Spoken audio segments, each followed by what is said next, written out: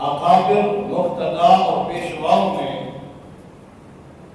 اس کے متعلق ہماری رہنمائی کی ہے کہ انسان اشرف المخلوق ہے، اللہ کی قدرت کا عظیم شاہکار ہے۔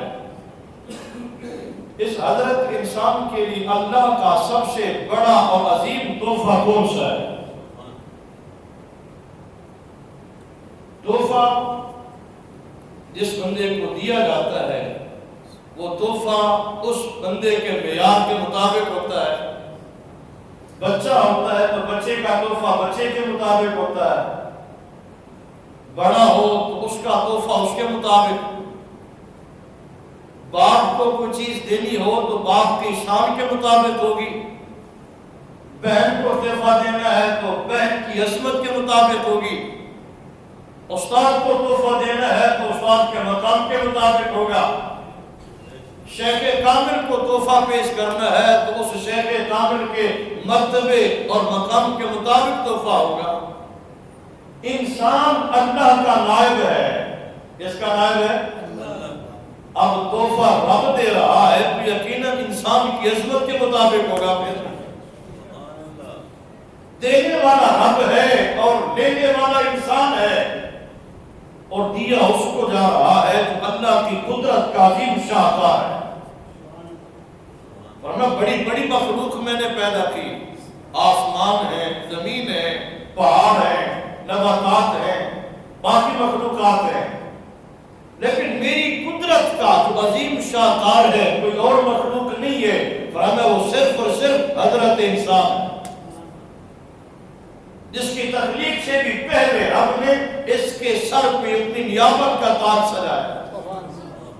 خلیفہ اللہ کا لقب حضرت انسان کو ملا، کائنات کی کسی اور مخلوق کے حصے میں یہ لقب، تو انسان اللہ کی عظیم قدرت کا عظیم اور ڈاٹا شاہکار ہے، تو اس کا تحفہ بھی اس کی عظمت کے مطابق ہونا چاہیے تھا۔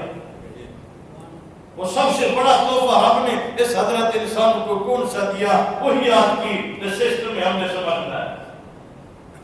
دیکھیں رب نے انسان بنایا، یقیناً یہ بھی اس کی کرم نوازی ہے۔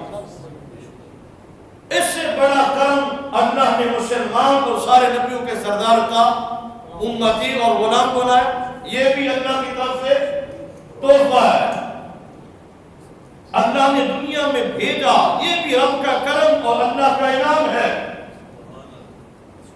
رب نے بچے دیے، نعمتیں دی، رزق دیا، جوانی دی، بڑھاپا دیا، مال دیا، برادری دی، خاندان دیے، اچھے دوست دیے، یہ بھی رب کا انعام ہے۔ لیکن ان سارے تحفوں سے بڑھ کے اللہ کا بڑا تحفہ کون سا ہے؟ وہ بیوی بچوں سے بڑھ کر، وہ برادری سے بڑھ کے، وہ خاندان سے بڑھ کے سب سے بڑا اور بڑا تحفہ جو اس احکم الحاکمین نے صرف اور صرف انسان کو عطا فرمایا ہے، ربا وہ کون سا ہے؟ اللہ فرماتے انسان غور کر، وہ تحفہ یہ ہے کہ تیرے اندر میں نے اپنے آپ کو منانے کی صلاحیت رکھی ہے۔ یہ رب کا تحفہ ہے۔ اگر رب کو اس کی مخلوق میں سے کوئی مخلوق خوش کر سکتی ہے تو وہ اور مخلوق نہیں ہے، وہ صرف اور صرف انسان ہے۔ اگر رب کو کوئی راضی کر سکتا ہے، اللہ کو منا سکتا ہے، تو وہ کوئی اور مخلوق نہیں ہے، وہ کون ہے؟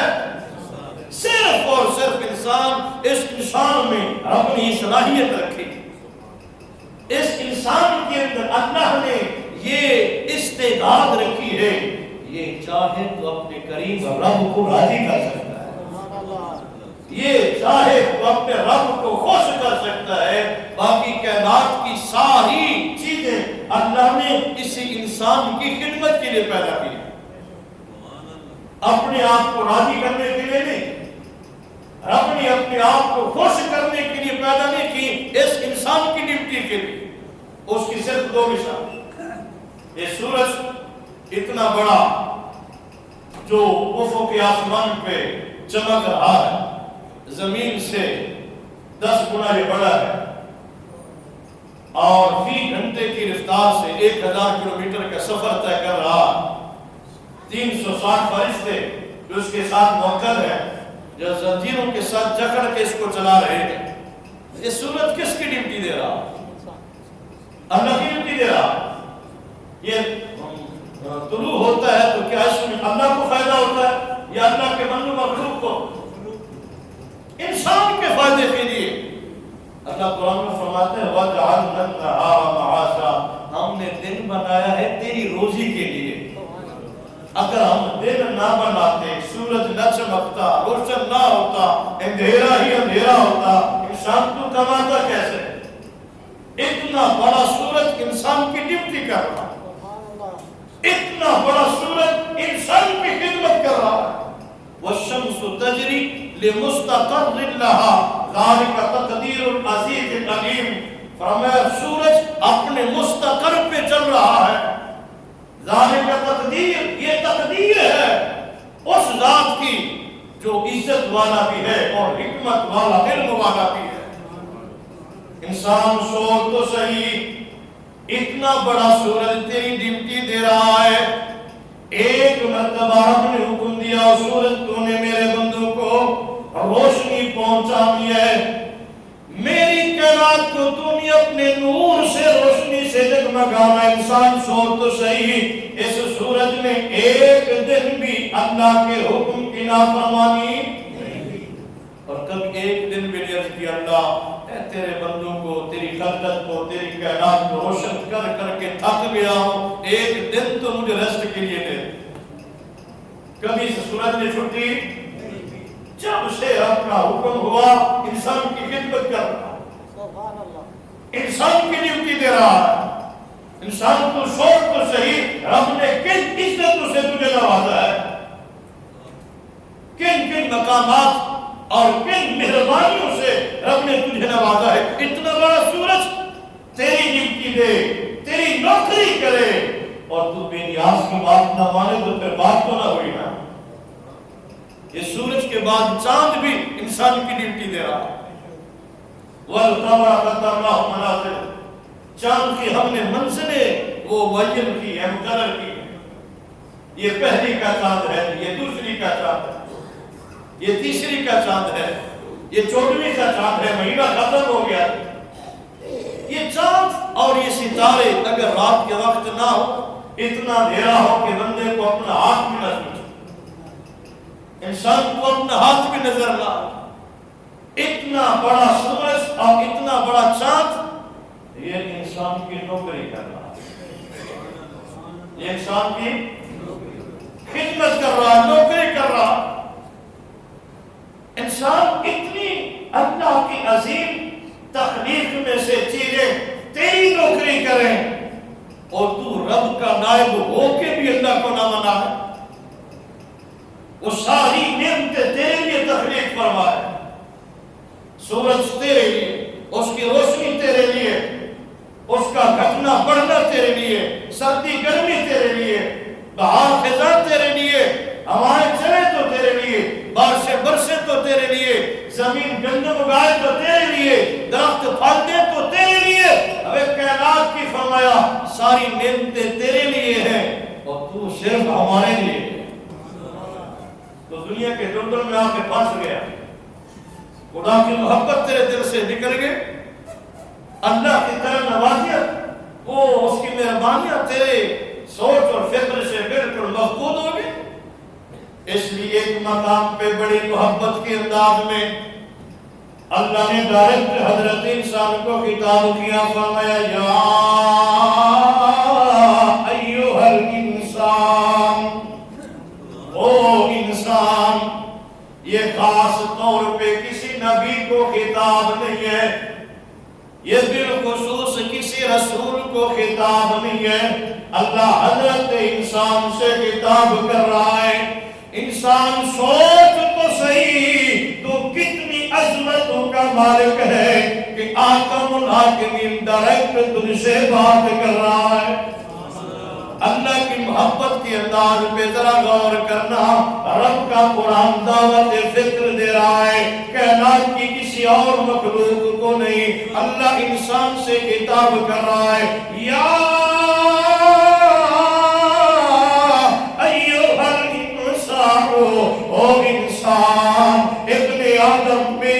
تخلیق کا عظیم شاہکار ما غرک بربک الکریم۔ انسان بتا تو صحیح، انسان میں اللہ کو بتا تو صحیح، ما غرک بربک الکریم، تجھے میں کریم رب کے ساتھ کس چیز نے دھوکہ دیا؟ بتا کون سی چیز ہے جو چیز میرا حکم تجھے ماننے نہیں دے رہی، میرے دربار میں تجھے آنے نہیں دے رہی، میری بارگاہ میں سجدہ نہیں کرنے دے رہی، میرے ذکر سے اور میرے حکم کی تعمیر سے جو چیز تمہیں روک رہی ہے مجھے بتا تو صحیح۔ ساری چیزیں تیرے لیے ہم نے پیدا کی، تیری نوکری کے لیے پیدا کیے ہیں، تیری خدمت اور تیری غلامی کے لیے پیدا کیے ہیں، اور تجھے تو پھر بادشاہ بن کے رہنا چاہیے، اور تجھے تو شہنشاہ بن کے رہنا چاہیے تھا، تو ان کا غلام ہو کے رہ گیا۔ نوکری ہماری کر، ہر چیز کو ہم تیرے تابع کر، ہمارے حکم پہ پہرا دیکھ کے دیکھ تو صحیح، ہماری بات مان کے دیکھ تو صحیح، پھر کائنات کی ساری قسطیں ہم تیرے قدموں پہ نثار کر، ہمارے حکم پہ پہرا دے۔ یہ زمانے کے نشیب و فراز، یہ پستیاں، یہ مسائل و نام، یہ امتحانات، یہ آزمائش، یہ انسان کی پستی کا سبب نہیں ہے، تنزلی کا سبب نہیں ہے، یہ گھاٹے کا سبب نہیں ہے، ان سے بندہ نیچے نہیں ہوتا۔ جب آزمائشیں آتی ہے تو اللہ کے دربار میں جب انسان ثابت قدم رہتا ہے اللہ اسے اور بلند کر دیتا ہے۔ تندی باد مخالف سے نہ گھبرائے اٹھا، یہ تو چلتی ہے تجھے اونچا اٹھنا ہے تو رب کی ماں، اللہ کے دربار کیا کی معرفت اگر حاصل کرنی ہے تو رب کے حکم پہ پہرا۔ کوئی کچھ کہے تو کسی کی پرواہ نہ، کوئی فتویٰ لگائے تو کسی کی پرواہ نہ کر، کوئی صوفی کہے تو پرواہ نہ کر، کوئی نمازی کہے تو پرواہ نہ کر، کوئی حاجی کہے غازی کہے، کسی کی پرواہ نہ کر، ہم وہ کام کر جس سے اللہ راضی ہو، اللہ کا سونا نبی راضی۔ اس لیے ہم نے تجھے اپنے آپ کو منانے کے لیے پیدا کیا، اور کائنات کی ساری نعمتوں کا مالک ہم نے تجھے بنایا، اور کائنات کی ہر چیز ہم نے تیری نوکری کے لیے پیدا کی ہے، تو اس لیے ہر چیز تیرے لیے، اور تجھے صرف اور صرف اللہ فرماتا ہے میں نے اپنے لیے پیدا کیا۔ تو انسان کے اندر رب نے یہ صلاحیت رکھی ہے، سب سے بڑا جو تحفہ اس حضرت انسان کو دیا ہے وہ یہ ہے انسان اللہ کو خوش کر سکتا ہے، انسان اللہ کو راضی، یہ صلاحیت صرف اور صرف رب نے انسان میں رکھی ہے۔ کائنات کی باقی مخلوق میں حضرت آدم علیہ السلام کی تخلیق کے بعد رب نے فرمایا فرشتوں کو کہ سجدہ کرو، اسجدوا لآدم، تو قرآن کہتے ہیں فسجدوا الا ابلیس، سب نے سجدہ کیا، ابلیس ہٹ گیا، اس نے سجدہ ابا، انکار کیا، واستکبر، تکبر، وکان من الکافرین، کافروں میں سے ہو گیا۔ تو ہم نے سزا کیا دی، فخرج منا فإنک رجیم، مردود نکل جا ہماری جنت سے۔ اللہ نے شیطان کو جنت سے نکال دیا، وَإِنَّ عَلَيْكَ لَعْنَةَ إِلَىٰ يَوْمِ الدِّينِ، قیامت تک تجھ پہ میں خدا کی لعنت برستی رہے گی۔ اب شیطان زمین پہ آیا تو آدم حوا علیہ السلام بھی پیچھے سے آ گئے، ایسے بات انہیں رب نے فرمایا تو وَلَا تَقْرَبَا هَٰذِهِ الشَّجَرَةَ، او آدم حوا میرے بندو اس گندم دانے کے قریب نہیں جانا۔ قرآن کہتے ہیں فَأَزَلَّهُمَا الشَّيْطَانُ، شیطان نے پھسلایا، باپ آدم اما حوا نے گندم کھایا، دانا کھایا، وہ بھی جنت سے نکال دیے گئے زمین پہ، شیطان بھی زمین پہ، بابا آدم اما حوا بھی۔ لیکن سوچیں رب کو راضی کس نے کر دیا؟ کس نے راضی کیا؟ اور شیطان اس کا خالق بھی خدا ہے، بابا آدم اور اما حوا علیہ السلام کا خالق بھی، دونوں رہتے جنت میں تھے، بھیجا رب نے دنیا پہ، لیکن رب کو راضی بنایا کس نے؟ شیطان نے نہیں بنایا۔ کیوں؟ شیطان اڑ گیا، شیطان ڈٹ گیا، اپنی حد درمی پہ اس نے توبہ نہیں کی، بابا آدم اما حوا علیہ السلام روتے رہے مناتے رہے، بالآخر رب مان گیا۔ قرآن کہتا ہے، انسان غور کر، رب آج بھی مانتا ہے اور جلدی مانتا ہے، سوکھا مانتا ہے، کسی اور سے نہیں، حضرت انسان سے مان جاتا ہے۔ سبحان اللہ۔ 300 سال تو بابا آدم روتے رہے، ہم حوا علیہ السلام روتے رہے، گڑ گڑائے، دعائیں التجائیں کرتے رہے، دعا مانگی، ربنا ظلمنا انفسنا وان لم تغفر لنا وترحمنا لنكونن من الخاسرین۔ 300 سال کے بعد بھی اللہ نے اپنے پیغمبر کو اپنے دربار میں قبول فرما لیا۔ یار پتہ چلا اس رب کو منانے کی صلاحیت، اللہ کو راضی کرنے کی صلاحیت، رب کو خوش کرنے کی صلاحیت صرف اور صرف اللہ نے حضرت انسان میں رکھی ہے۔ وہ کیسے کہ جب یہ اللہ کی بارگاہ میں آ جا، جب یہ منانے والا بانے تھا، اس کا پروگرام ہی نہ ہو رب کو منانے کے لیے، پھر وہ راضی کیسے ہو؟ اس کی نیت ہی نہ ہو اللہ کو راضی کرنے کے لیے، پھر رب سے کیسے راضی ہو؟ پتہ ہے پھر وہ کتنا راضی ہوتا ہے، کتنا وہ راضی ہوتا ہے۔ الطائب من ذنبک من لا ذنب لہ، فرمایا تمہارے تھانے کچہری والے کیس جوڈیشنل ہونے کے بعد، بندہ بری ذمہ ہونے کے بعد ان کے پاس ریکارڈ قائم رہتا ہے، 50 سال 70 سال کے بعد بندہ ریکارڈ نکلوائے تو نکل جاتا ہے۔ فرمایا جب ہم معاف کرنے پہ آتے ہیں پھر سارا کھاتا مٹا دیتے ہیں، ہم پھر پروف بھی بلا کا وہ ایسے راضی ہوتا ہے جو اتنا کریم ہے، مہربان ہے، سب سے سوکھا اور جلدی راضی، ہم اس کو راضی کر کے راضی نہیں، ہم اس کو منا کے راضی نہیں۔ جہاں وہ چاہتے ہیں انسان اکیلا آ جا، کسی کی سفارش کی بھی ضرورت ہے، دنیا ہے نا، رول ہے، خدا نہ خاصہ کسی کو منا یاروں دے لگ دن لے جاؤ گا، وہ جیتی گل نہ بولتا وہ اس کو لے جاؤ، اور فرمایا میں حاکم الحاکمین ہوں، نہ لیا کسی کو سفارشی، تیرے پاس کلمہ بڑا سفارشی ہے، تو آ بات، تو اکیلا آ جا، کسی کو بتانے کی بھی ضرورت نہیں ہے، کسی کو سفارشی لانے کی بھی ضرورت نہیں ہے، اور یہ بھی نہ سوچ کہ میں بڑا خطاط ہوں، مجرم ہوں، عاصی ہوں، فرمایا بس تو آ جا، ہم کریم بھی تیرے لیے ہے، ہم رحیم بھی تیرے، تو آ جا، بس یہ ندامت کا احساس تیرے دل میں پیدا ہو جائے تو یہ جب تو ہاتھ اٹھائے گا چہرے پہ پلٹنے سے پہلے میں اللہ کا کرم ہونا۔ وہ اتنا مہربان ہے، کبھی کبھی ایسے جلدی مانتا ہے کہ ہاتھ بھی نہیں اٹھانے پڑتے،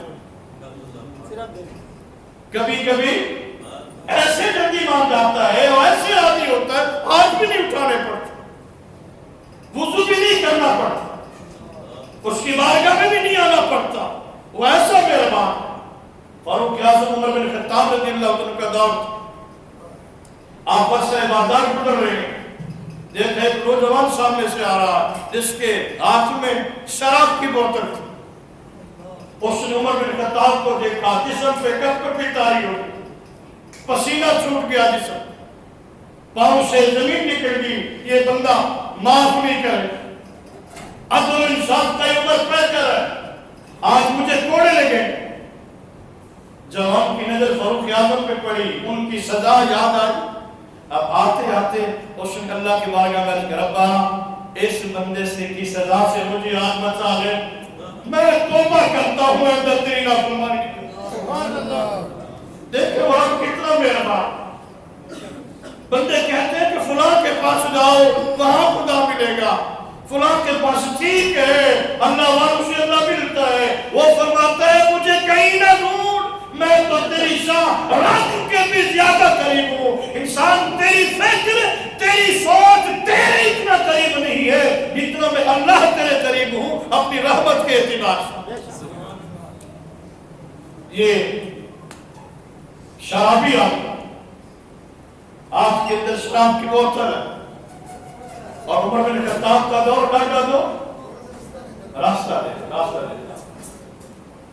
لا الہ الا اللہ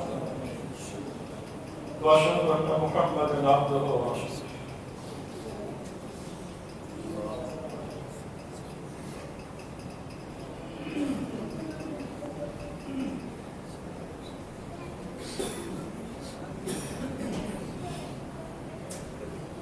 تو فاروق اعظم عمر بن خطاب رضی اللہ تعالیٰ عنہ کی اس نوجوان کو نظر پڑی تو فرمایا عمر کا دور ہو اور جوان مدینے کی گلیوں میں شراب کی بوتل لے کے نکلے، یہ کیسے ہو سکتا؟ آپ کا جلال پڑتا گیا جو قریب اور اس نے اللہ سے رابطہ کر لیا تھا.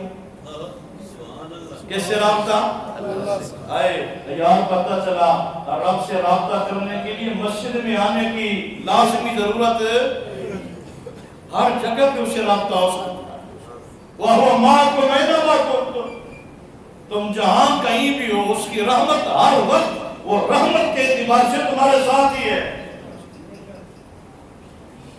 فاروق اعظم عمر بن خطاب مراد مصطفیٰ صلی اللہ علیہ وسلم قریب پہنچے. اب نوجوان کے جسم پہ کب کبھی داری ہے، پتہ نہیں کیا بنتا ہے. ہاتھ میں شراب کی بوتل ہے. دل میں عرض کیا بے نیاز آج عمر کی سزا سے مجھے تو بچا لے، میں تیرا بندہ وعدہ کرتا ہوں اپنی زندگی میں کبھی تیرے حکم کی خلاف ورزی نہیں کروں گا. اتنے میں فاروق اعظم قریب پہنچ گئے. فرمایا ایو شیخ فی یدک، او جوان کیا ہے تیرے ہاتھ میں؟ ڈرنے کے انتہائی وہ خوف زدہ لینے میں حضرت کیا عمر یہ دودھ کی بوتل ہے. اللہ اکبر، یہ کیا ہے؟ دودھ کی بوتل. آپ نے دکھا مجھے، آپ نے ڈھکن کھولا تو شراب دودھ میں بدل سکتا. سبحان اللہ. ہم خوشی کے بندے نہیں ہیں جو ہم بیٹھے ہیں، ہمارا بھی کوئی رابطہ نہیں.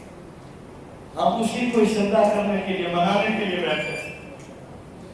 جو فاروق اعظم کے دور میں جس جوان کے ہاتھ میں شراب کی بوتل ہو وہ پھر بھی مان جاتا ہے، وہ پھر بھی راضی ہو جاتا ہے، مان جاتا ہے. لیکن تو صرف کوڑے ہی تھے. اس کے ہاتھ میں شراب تھی، شراب پی ہوئی تو اس نے دی نہیں. شراب اٹھانے کی صرف سزا ملتی، پیتا تو پینے کے بعد اس کی سزا ملتی.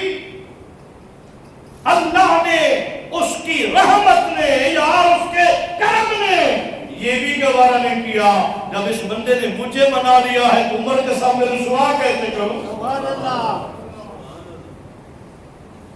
مراد مصطفیٰ فاروق اعظم رضی اللہ تعالیٰ وہ بھی رب کے کرم پہ حیران رہے.